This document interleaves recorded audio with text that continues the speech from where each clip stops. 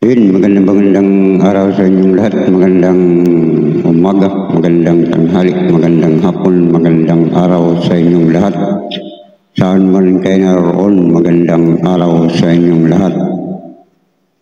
Ang ating pag-uusapan ngayon ay tungkol sa mga upload ko na video. At mayroon mga nagtatanong bakit yung mga sa pamilya ko, bakit hindi ko na bibidyohan sa vlog ko, hindi ko na i-vlog. Katulad ng mga ibang mga nagbablog, pupunta sa pasyalan, sa mall, kakain sa mga Jollibee, Macdo. Wala akong mga video, masyal sa mall, kung saan man mga pasyalan, sa park. Wala akong may upload daw, bakit daw wala akong upload na ganun. Ang kasagutan ko dyan ay kaya wala tayong mga upload na ganyan kasi hindi naman tayo pupunta dyan sa sinasabi yung mga mall, mga pasyalan, kakain sa Jollibee. Hindi naman tayo pupunta dyan kaya wala tayong video na nai-upload na ganun. Mayroon man pero hindi talaga buong pamilya ang kasama.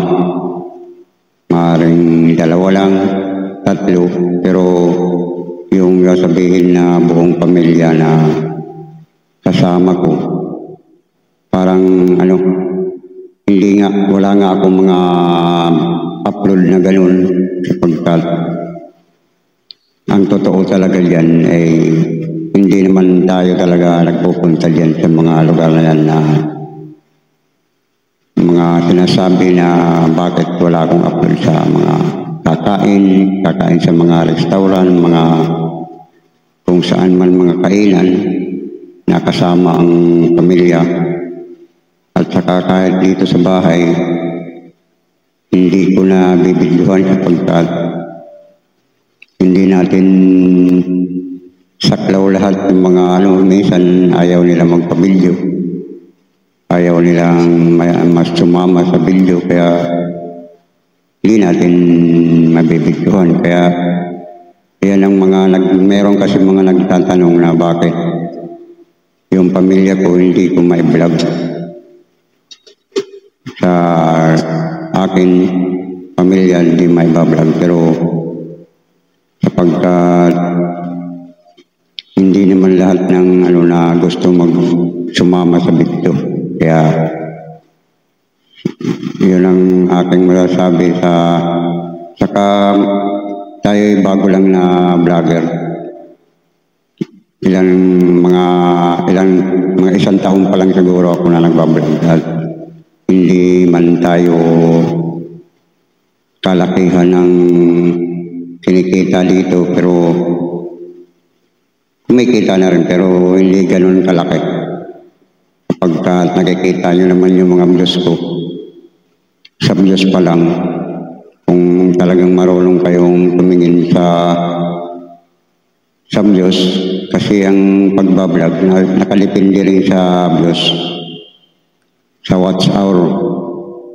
Mag-upload ka ng isang video, depende yung kung ilang watch hour ang naiambag ng mga viewers.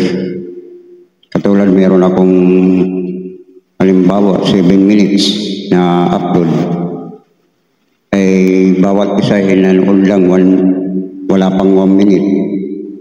Ilang watch hour lang yun.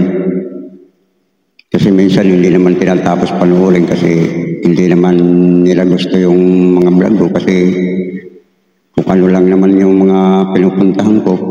Minsan nag-live, minsan kung ano lang ang ko, wala pa naman akong content na dapat panoorin na kasi ang uso ngayon yung mga napapansin ko sa mga vlog, yung mga pinanonood talaga, yung nakakatawa, yung mga kakaibang video na yung parang kalokohan lang. Minsan pa nga, may pinanonood ako ng mga vlog, yung puro mura lang ang sinasabi, marami nanonood eh. Kaya walang ilang ginawa hanggang matapos ang video niya, puro pagmumura eh, marami nanonood, di ba? Kaya ngayon, minsan di mo na maunawaan yung kung ano ang gusto ng tao. Minsan, papansin mo eh, gusto ng tao yung mga kalokohan. Mas marami nanonood pag kalokohan ng yung mga vlog nila na mga tulad ng sinabi ko, yung hanggang matapos ang video niya, puro pagmumura lang. Mura dito, mura doon. Puro yung minsan, pero marami nanonood, kaya minsan hindi naman natin gagawin yun yung pagkaganon kasi kahit expression lang, hindi ko ginagawa yung ganun pagmumura. Kaya hindi tayo pwede doon sa mga ganun. Kaya meron kasing merong nagme-message sa akin sa messenger ko na nangihingi ng tulong dahil akala nila siguro vlogger ako. Mayroon na akong maibibigay. Pero darating din ang araw na magbibigay tayo. Pero sa ngayon, wala pa tayo talagang ibibigay kasi hindi pa tayo dito sa YP, hindi pa tayo buwan-buwan sumasahod. Kahit pa paano mayroon pero hindi buwan-buwan. Kasi mayroon silang bracket na mayroon tayong pupunuin para masweldo mo yung makuha mo yung sweldo mo. Kailangan sa isang buwan maka $100 ka. Pag hindi ka makapuno ng $100, hindi mo makukuha yun. Depende na rin yun doon sa mga watch hour kung tawagin. Kasi saka yung mga ads na hindi ini-skip, palagay natin $1 yung ads. Pag ini-skip mo, wala akong $1. Kaya malaking tulong din yung mga ads na pinanonood. Dahil kahit papaano may dollar din yun. At saka yung sa tagal ng iyong panonood. Halimbawa, ang video natin pinanood mo ng wala pang 1 minute, wala tayong watch hour na makukuha doon.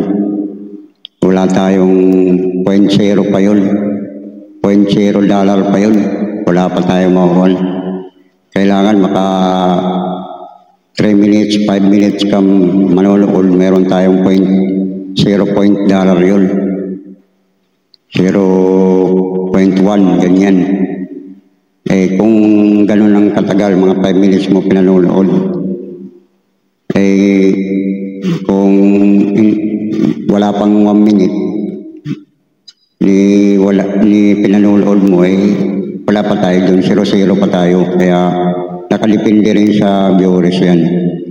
Kaya ang sagot ko nga dun sa nangihingi ng tulong, ako yung tulong pagka mayroon na tayong maitutulong kasi ang goal ko naman dito sabi ko nga, parang pabiro lang ang sabi ko sa mga kakilala ko, pag ako'y kumita ng 100,000, yung kalahati, pamimigay ko. Yung kalahati naman sa mga gastusin ko, kung anong mga bibiling ko, mga dapat kong panggastos, yun ang akin, yung kalahati. Pero yung kalahati sa 100, namimigay ko na yun. Yun ang ko, pag naka 100,000 sa isang buwan. Pero sa ngayon minsan nga sa 3 buwan, hindi pa tayo nakakakuha ng sweldo kasi kailangan mo pang bunukin yung $100. Kasi papasok lang yan sa bangko pag naka $100 ka. Pagka nabuno mo yung $100,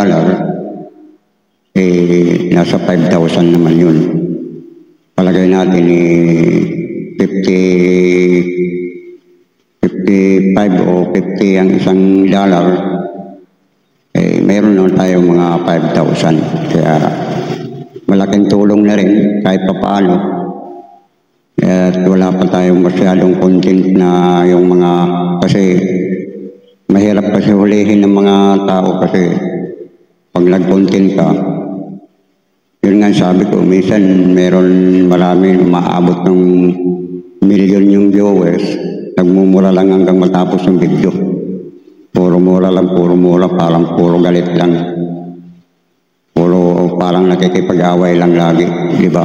Kaya hindi natin mahuhuli, depende kasi sa kung ano talaga ang hilig ng tao na dapat panuorin. Minsan ngayon napapansin ko, pag kalukuhan yan, marami nanonood. Kaya yan, sa mga nagme-message sa akin, personal message ko, pag meron nang humihingi ng tulong, tutulong tayo pag meron. Kasi sa ngayon wala pa naman tayong trabaho. Hindi na tayo tinatanggap sa mga company. Dahil alam nyo naman, pagka dito sa ating Pilipinas, pagka may edad ka na, hindi ka na pwede. Hindi ka natatanggapin pagkat yun ang patakaran dito sa ating kailangan, mga 35 ka, 30, hanggang 30, 40, ganyan. Pag 40 nga, pahirapan na kasi minsan hanggang 30, ang 35 lang ang mga pinahinahanap nila. Kaya ito yung pinagkakaabalahan ko. Mag-vlog, kung ano-anong mga sa Reel, sa Facebook, sa YouTube. Kaya sa YouTube ako, meron na akong sahod sa YouTube, pero sa Facebook wala pa. Hindi pa tayo namumonitor doon, napakahirap, maraming mga requirements doon. Maraming dapat requirements para ma-monetize ka sa Facebook. Kaya sa YouTube, subscriber lang, meron kang 1,000 na subscriber. Dati kasi 1,000 ang subscriber, pwede ka nang mag-apply. At saka 4,000 watch hour, yung pwede ka na mag-apply. Ma-monetize ka na pagka magkakaroon ka na ng kita, sweldo, nakalipindi na rin sa viewers mo. At saka mga ads, yung mga nanonood dyan na hindi nag-i-escape yun, pwede tayo maka $0.1 na yan dyan. Kaya malaking tulong yun pagka pinanonood yung ads. Kaya maraming salamat sa inyong lahat na ating mga viewers, sa mga silent viewers na patuloy na sumusuporta sa ating mga video. Salamat sa lahat ng mga subscriber at sa ating followers. Salamat sa inyong lahat. Hanggang dito na lang at salamat sa inyong lahat.